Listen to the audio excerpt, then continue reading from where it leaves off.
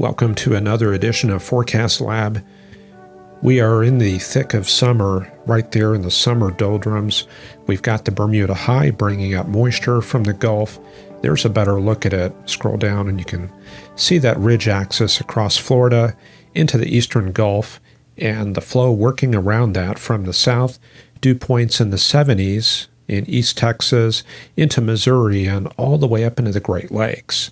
That red line that I drew, that's the 70-degree isodrosotherm, and I get that 70-degree reading from the lower left of the plot. Now that station right there, that's El Dorado, Arkansas, 79. That's quite high, 76 in Little Rock.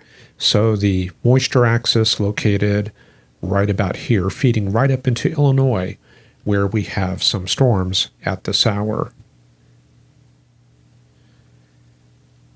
You can see them get started this morning out there in Iowa in MCS, rolling through that part of the state, and you're going to want to watch this area out ahead of the cell cluster.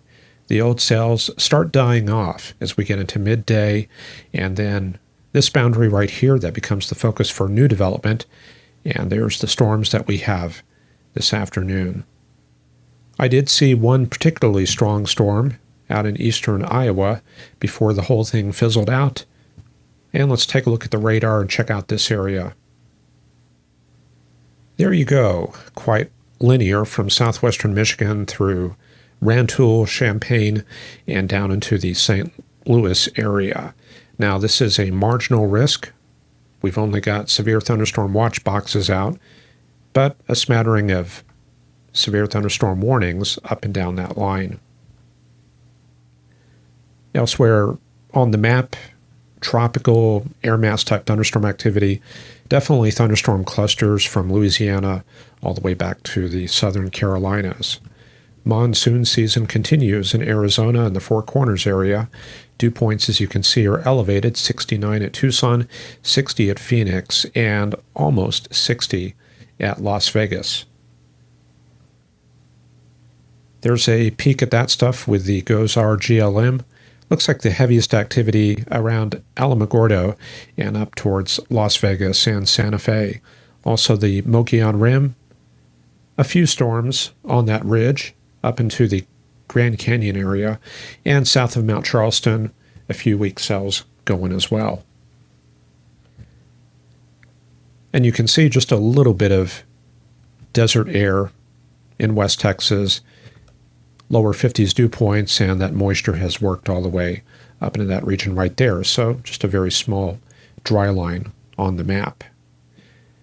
Warm conditions in the northwestern U.S., 82 at Spokane, but quite a bit cooler from what we had earlier in the week.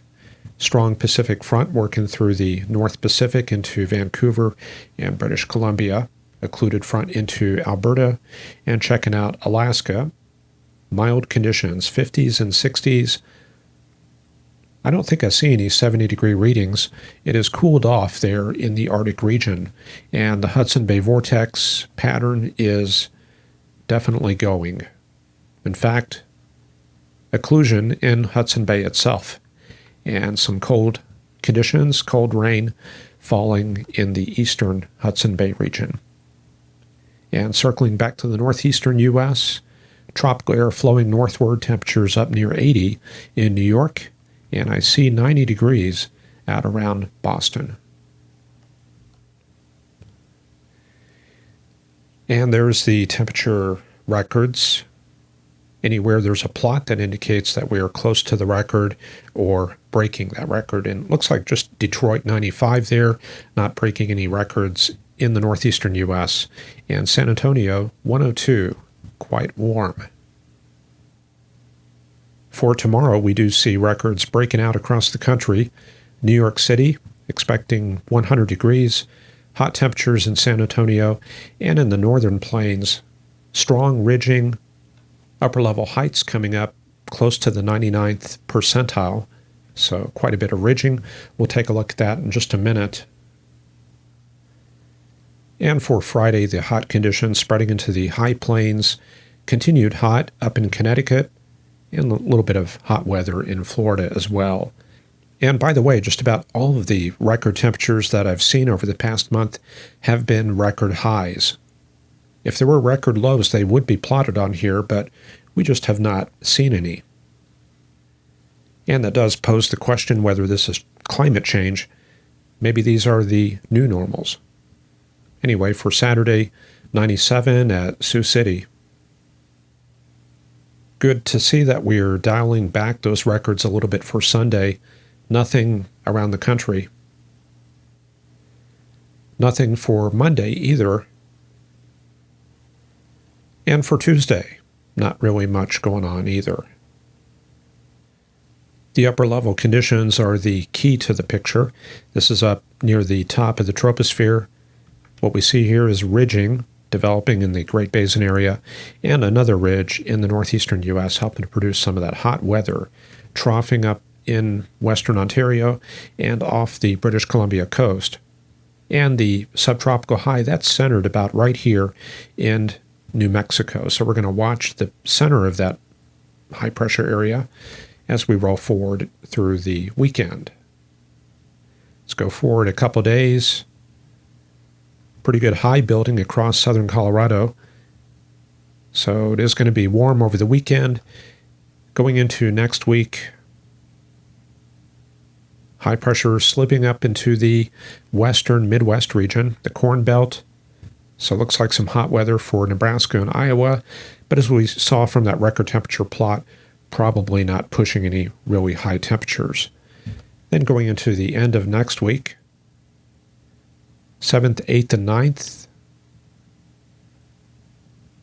That high just parking across Denver. So it looks like continued hot, many days of very warm weather in Colorado and Wyoming. And let's get to the end of the chart around the 11th and 12th of August. That's some very strong troughing in the northeastern U.S., so probably a good push of cold air coming south into that region. And continued hot in the central plains. This is indicating a good potential for hot conditions in that region. And looks like that northerly flow helping to moderate conditions just a little bit.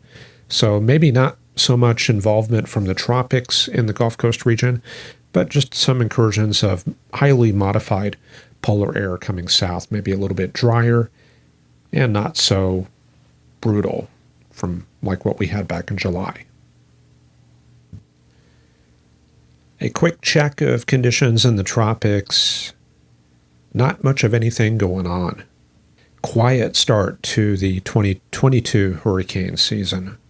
Eastern Pacific has had some activity. Looks like Frank is gone. The remnants probably affecting California. Haven't looked at the satellite, but I'm sure those remnants are there, and more development expected south of Mexico. And this rarely affects weather in the U.S. Usually when it does, it's due to systems stranding themselves in the northern Gulf of California, southern California. They don't really bring any high winds, but they do bring plenty of moisture into the southwestern parts of the country. There it is, the remnants of Tropical Depression Frank moving north.